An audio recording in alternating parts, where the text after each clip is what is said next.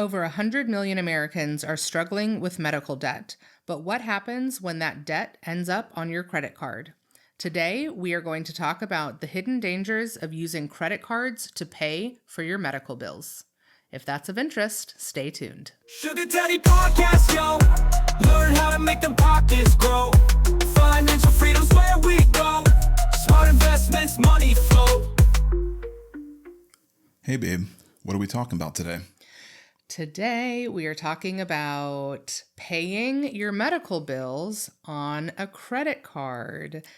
And it's such a timely conversation because literally as we're recording this, you're sitting here with your little boot on, your little knee scooters right next to the desk. You're still non-weight bearing for the next 4 weeks. And we're down to 3. Okay. And and when you're going through it, that extra week makes a difference. Okay. Yeah. I mean, listen, for me too. I mean, I'm ready. Like, let's do this. Let's get you back functioning. For those of you who don't know, 4 weeks ago, I tore my Achilles tendon in my right foot, which means that I cannot drive. And about 3 weeks now, I'm 3 weeks post-op, and I got about another 3 weeks before I can hopefully be able to drive and start PT.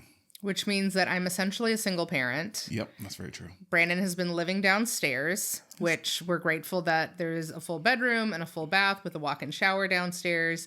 He has not been upstairs in our house in 4 weeks. Has not helped with anything that happens upstairs when you have children. So bath times, showers, I mean, all the things. Yeah. All that to say, your girl is exhausted. Okay? Yes. I am tired. I is tired. And in addition to her having to do all the work and being exhausted, came with a nice little $5,000-$6,000 bill. Right. Which is only because we have health insurance and we have an out-of-pocket max. But also when we were signing you in, so the episode came about because of what we're going to talk about right now, which is we signed you in, did the patient check-in, you were, getting ready to go back to surgery. And of course you have to sign your life away and you're signing all the medical, information and the statements and here's how you're going to be billed, et cetera, et cetera. And they put us on a payment plan. The payment plan, because this was a private hospital, of course, we didn't get to choose where the surgeon actually performs the surgeries, but it turns out that this is a private hospital. And so the bills, the payment plan that they put us on is $1,400 a month. That is a mortgage. That is rent. That is that to me is not a payment plan. I was pissed. To me, a payment plan is $175 a month, $230 a month, $65 a month, not $1,400. I can say the silver lining in going to have the surgery where I had it, according to all my friends that work within the medical field, they're like, it's good that you had it there because they're like, this is an injury that you really shouldn't have fixed at your quote unquote traditional hospital. Like your rando? Because they don't specialize in it. Like normally. Well, yeah, you went to an orthopedic surgeon. I mean, no, of course we want to get you the best care, but I'm talking about the payment plan, the $1,400 a month payment plan. And the funny part is like Jess is asking a bunch of questions, obviously, and she's like, "What if someone can't pay this?" And they're like, "They don't get surgery." She literally looked at me and she said, "It's not a life-threatening surgery, and they just don't get it." Yeah. And then she said, "Welcome to America." Yeah. I mean, we literally had a moment. We were standing there. I think there was one other couple next to us. She understood 100% how ridiculous it was, but obviously it's not her rule. Right, so. Right. And she did. It's funny because she even pointed out on the paperwork, it has the $1,400 and then the due dates. Cause I think there's I guess four monthly assignments or whatever. Anyways. And then I was like, this is just crazy. This is a crazy amount of money for a payment plan. And so she was like, I can't legally tell you this, but I'm going to point to this piece, this part on the piece of paper that basically was you have 60 days from the time that you receive all of the paperwork and ask for the itemized bill, et cetera, to make your first payment. AKA she was basically saying that there was, a 60-day buffer that we could fall under.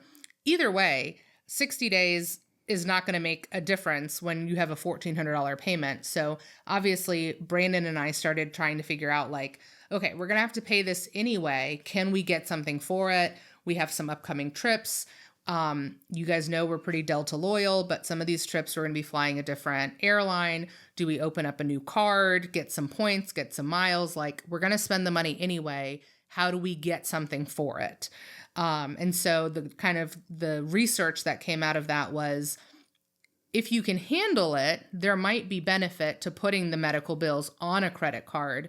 But I think the overarching theme is you're putting yourself at risk. Yeah. So basically, at the end of the day, is it a good idea to pay medical bills with a credit card? Yeah. So that's what we're going to talk about today. So that was the longest intro, but we wanted to kind of set the tone and give you context on, why we were thinking about this. And honestly, it's something that affects so many of us. I mean, even taking your kids just for their annual checkups, or if somebody has an ear infection on the weekends and you go to urgent care. I mean, these appointments, they're costing an arm and a leg. Yeah. And the thing is, over 100 million Americans have medical debt. Right. So it is, like she said, it affects a lot of people. Like, Yeah. a third of the population, essentially. It's so sad, and it's crippling, and you pay hundreds of dollars, if not thousands a month for your health insurance, and then you still get slapped with huge bills. And then, we are also kind of, okay, we have the $1,400 a month bill, but then we're still waiting on the anesthesiology bill. We're still waiting on the lab bill. And we know that these bills are just going to keep coming for the next probably 3, 4, 5, 6 months, even though we might be fully paid by then, because not everything is linked together. Because heaven forbid one surgery come with one bill. No, it's going to come from all these different places. Yeah, if you've ever, had to have surgery or anything major happen and you go to a hospital, you realize that, I went to one place, maybe I should get one bill. No. Everyone's an individual contractor, and you're getting a bill from here, a bill from there. And the thing is, if you don't stay on top of it, it's actually really hard to track. Yeah. It's not an easy process. Yeah. So one of the big things to call out, let's say you do take the route of, okay, I want to swipe my problems away and put all of this on a credit card, get your points, get your miles. Even if you're not getting anything for it, you're just like, man, I'm annoyed. Let me just kind of quote unquote get rid of this, consolidate it. What you're doing is you're actually removing the protections around medical bills, because once you swipe your card and you put that medical bill on your credit card, it now becomes consumer debt. Yep. It is no longer a medical expense. It doesn't matter that that line item says XYZ hospital, XYZ surgery center. It is now a consumer debt. Just like if you go to the grocery store, the gas station, Kohl's, Walmart, it doesn't matter. That is now what it is. And there's been a lot of changes recently in regards to how medical debt is handled. So, for example, medical debt no longer shows up on your credit score, which is a huge one for a lot of people. Yes. So that means that even if you do end up maybe not making your payments on time, missing a payment, asking for some sort of lower, payment plan, it needs, you don't have the money at this time, that comes with legal protections that the credit card company is not going to give you. They do not care that this is now a medical bill that you put on your credit card. They are just going to collect their interest, and it is going to grow and compound day over day, month over month. And the thing in addition to that is that now that you put on your credit card, if you don't pay it off on time, then you are now going to have a high interest rate more than likely. Mm-hmm. And you don't have the same thing when you have a payment plan through wherever you had that medical procedure done. So obviously in my scenario, it was a very high payment plan, but we didn't explore, there has to be other options down the road, or else they don't get their money. And once again, it's not in your credit score either. So they got to kind of work with you to kind of, deal with this. I mean, would you rather have $500 than no dollars? Yeah. Right? Like at some point, people are going to pick up the phone to say, I cannot provide you $1,400. You need to work with me. Capital One is not going to work with you. Nope. That medical facility, is going to eventually have to. Sure, they could send you to collections, but that's going to take a long time. And at the end of the day, that's not going to guarantee that they get paid. So they are going to be more incentivized to work with you. Whereas, these big banks or even the smaller banks are not going to care. Not to mention, most interest rates are 20+%. So now you have a high medical bill and you're adding on a very high interest rate if you're not planning on paying that off in full. And that can be detrimental. That will snowball very quickly. Yeah. And like I said, once again, you've switched it from medical billing debt to credit to consumer debt. That's going to be in your credit score. That can affect so many other aspects of your life nowadays because, nowadays you have some employers that take into account your credit score if you're looking to be hired. Even if you're just not trying to buy a home, if you're trying to rent an apartment, they look at your credit score. Even buying a new phone sometimes. So they look at all opening up your, when you access your new utilities, when you're connecting your water and your electricity, like a lot of times they will run your credit as well. So it can affect so many other aspects of your life. Yeah. And depending on how high the bill is, if you put it on your credit card, it's going to then also impact some of the factors that make up your credit score, like your credit utilization, which is the amount of money that you have access to in comparison to the amount of money that you're actually using. You want to keep that credit utilization 30% or less is ideal. And if you don't have a lot of credit available and now you have a big bill that you're adding onto a credit card, your credit utilization is going to go up. And oftentimes that inverts and makes your score go down. So you always want to try to strive for a lower credit utilization, meaning you have a lot of credit available to you, but you're not using it. That's why it's always important to keep your oldest credit card. I'm not going to go off on this tangent too long, but keep your oldest credit card and don't close credit cards unless you absolutely have to, because again, it's going to impact the amount of credit you have available, which impacts your credit utilization score. And also, we are very much well aware of, one, our privileged situation where we can afford to put it on our credit card and pay it off without having to deal with all these issues. But for a lot of people, it might be their only option. Right. So, they don't have the money in. So, like, for example, when I went to have my surgery, as you said, I had to pay something up front or else the surgery was not happening that day. Mm-hmm. So if somebody didn't have $1,400, then, hey, their credit card might be the only option in order to get the care that they need. Right. And I understand that, but it can also come with, a big penalty behind it. Yeah. And this is also just a friendly reminder. Most hospitals, especially public hospitals that are not private facilities, will have some sort of payment assistance programs. You might have to fill out an application. You might have to get further documentation. I'm not saying it's not going to take a little effort and intentionality on your part, but there are programs available to either help you make the payments and or lower your payments. Sorry, I'm not laughing at what you said. I was just thinking about what they were saying in regards to it's not life-threatening. Yes, I wasn't going to die, but I couldn't walk properly. No. And then what other problems are you going to cause by not having the surgery, not being able to walk?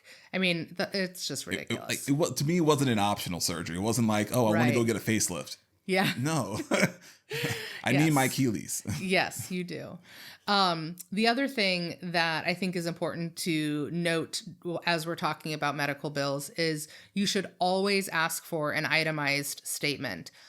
If you can avoid it, don't make any payments without an itemized statement because 80% of medical bills have errors, which means that you're being overcharged, you're being mischarged, there are codes that are going to be on that chart or on that bill that don't even apply to you. You need to ask for an itemized bill and you need to review it. And then if you see something that didn't happen, you need to dispute it. And so that's something that we always encourage people to do is to ask for an itemized bill and don't make any payments until that is received and you've looked it over and you've disputed anything that is on there that is incorrect. I think it's also a good call out that the person who's taking you to the surgery, clue them in to pay attention to what's going on also. Yeah. Because most of the time, if you're going under, you're going to be a little loopy coming out and you might not remember everything that was or was not given to you. Absolutely. As compared to someone who's sitting there can watch what happened. It's like, the doctor puts on the bill that they gave you so-and-so and you never received so-and-so. Right. And there are medical patient advocates as well. So maybe if you don't have somebody in your family that maybe, I don't want to say trust, but maybe isn't going to be an advocate for making sure that the bill is what it should be, you can actually, in many cases, request that somebody step in. They're like a third party. They're typically not associated with the hospital. They really are there to advocate on the behalf of the patient to make sure that the charges are correct and that the payment terms are also in line with what suits your needs to the best of, the abilities that they can. Let's talk about the HSAs and FSAs when available. I know those are accounts we've talked about in the past. Yeah, so the idea here is that with better options available, obviously some of these options you have to think about beforehand to put them in place, but maybe what are some of the better moves that you can make that if you do encounter having to have a high medical bill, that you're better equipped to handle it? Yeah.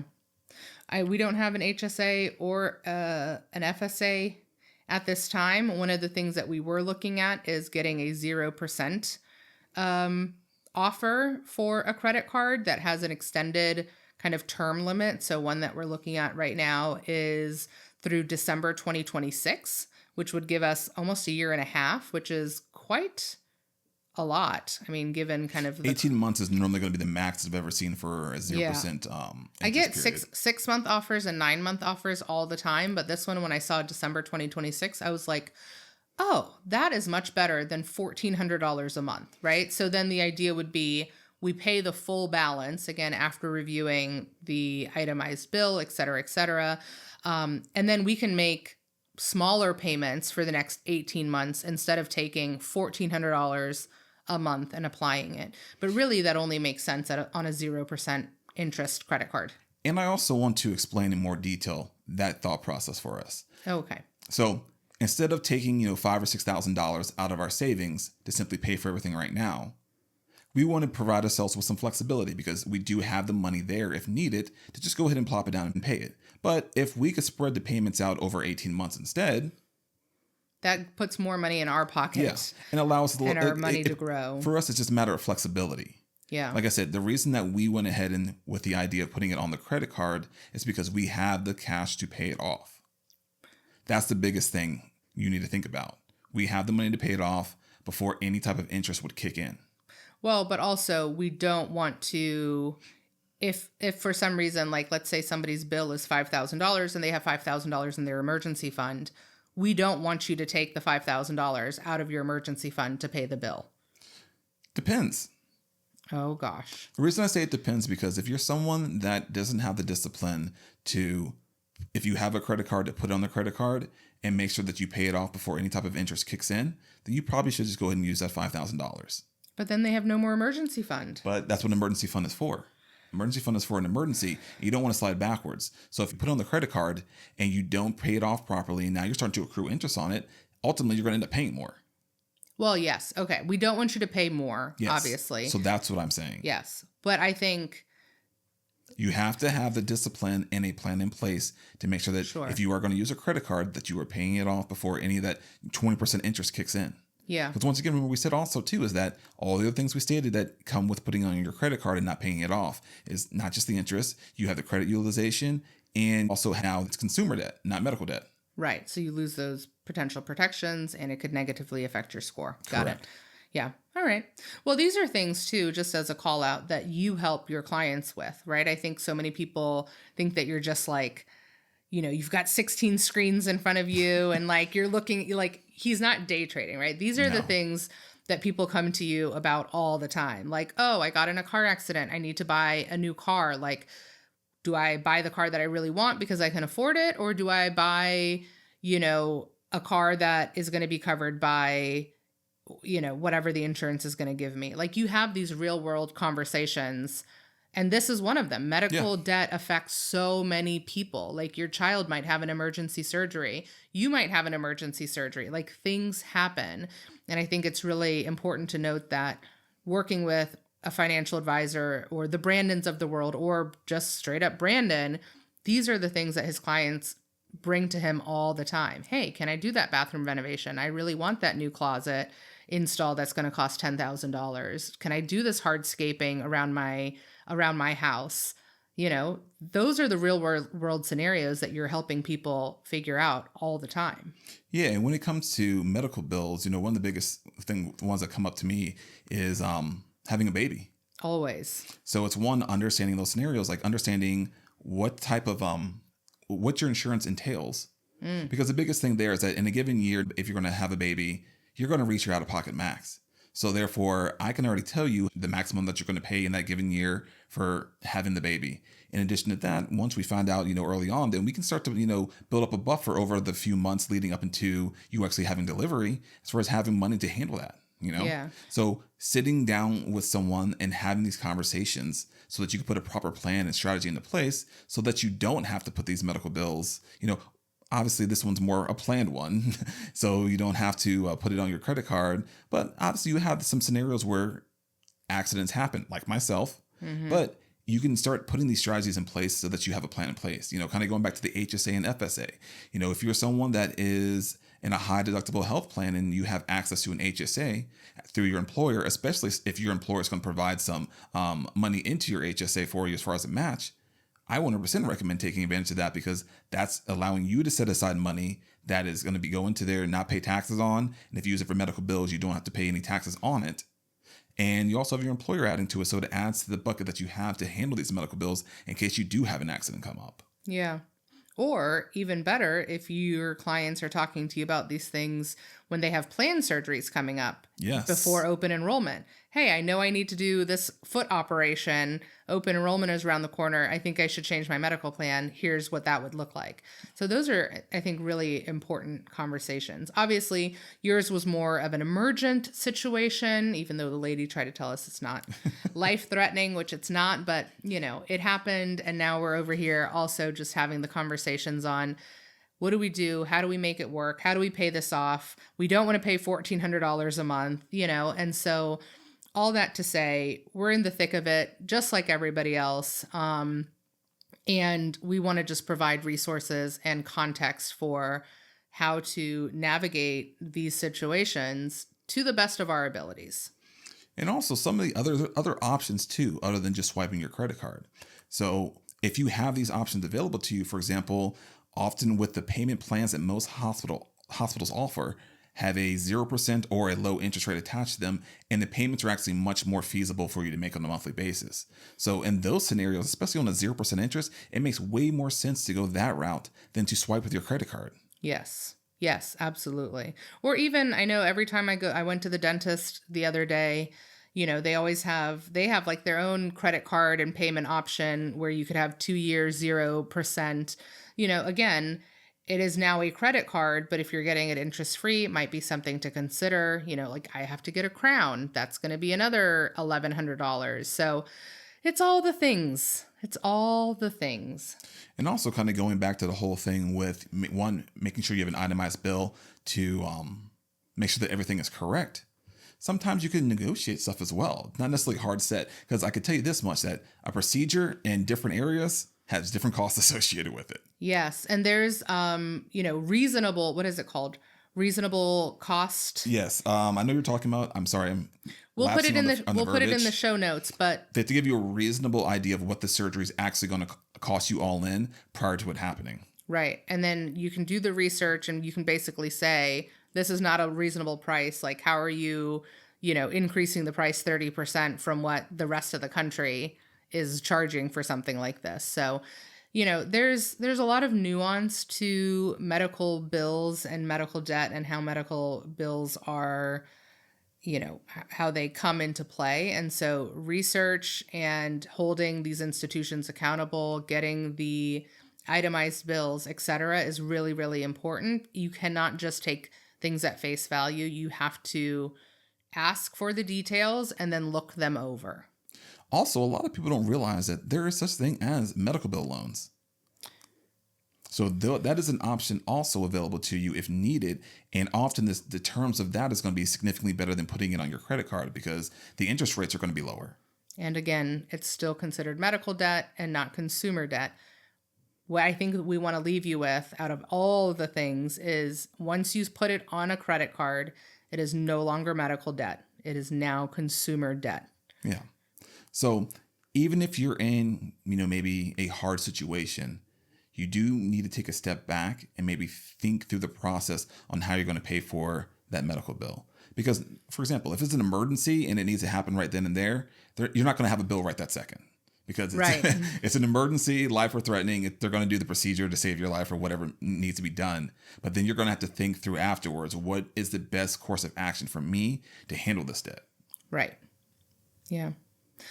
We know it sucks. We know it's terrible. We know it feels awful. And honestly, just to keep it 100% real, which we always try to do with you guys, I get quarterly bonuses in my line of work. We were planning on having my bonus for this quarter pay for our Christmas trip out of the country. And now the reality is it's going to be paying for Brandon's medical bills and my crown. So we understand, it really feels like it's hard to get ahead and it's hard to keep the plans, what is it? Life be lifing. Life be lifing, the best laid plans. You make the plans and they fall apart. So we understand that just like everybody else. And yes, there are options out there, but do your due diligence, request the detailed bills, push back, ask for assistance, ask questions. There are people in these facilities, in these hospitals, who are there to advocate on your behalf and to answer questions that are unclear to you. And it's really important for you to feel comfortable understanding all that has happened before you start paying those bills. Yeah, make sure you're exploring your options. That's the biggest thing, is exploring your options and understanding the pros and cons of those various options. Absolutely. So if you are also facing the challenges of paying for medical bills, we are right there with you, sending you a big hug. Happy healing. Hopefully this episode has been helpful, and we will talk to you soon. Sugar Daddy Podcast, yo. Learn how to make them pockets grow. Financial freedom's where we go.